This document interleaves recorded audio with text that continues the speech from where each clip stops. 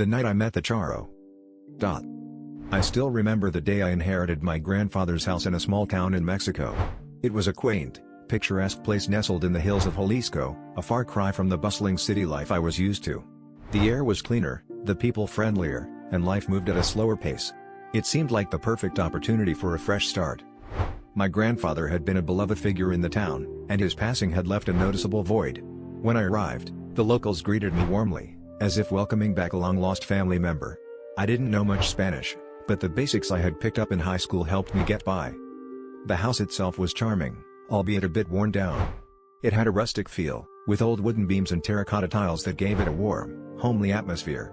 I spent my days fixing it up, exploring the town, and trying to piece together the fragments of my grandfather's life. One particularly quiet evening, I decided to sit outside and enjoy the cool night air. I lit a cigarette and leaned back, looking up at the stars. It was then that I noticed something peculiar. At the edge of the property, near an old oak tree, stood a man dressed in traditional Charro attire.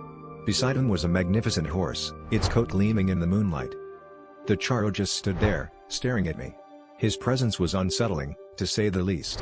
I felt a chill run down my spine. I called out to him in my broken Spanish, "Hola? Necesita algo?" No response. He just kept staring. I tried again, louder this time. "¿Quién eres? ¿Qué quieres?" Still, nothing.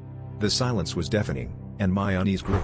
The Charro and his horse started to move closer, their figures becoming more defined in the dim light.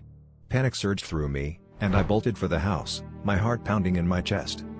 Once inside, I locked the door and peered out the window. The Charro and his horse were gone. The night was silent again, but the fear lingered. I didn't sleep at all that night, my mind racing with questions and fear.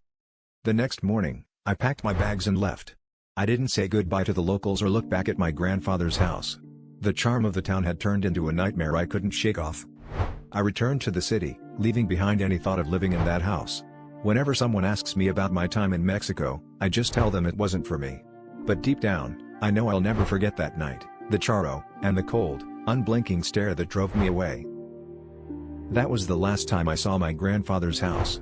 I never returned, and I never spoke of it again.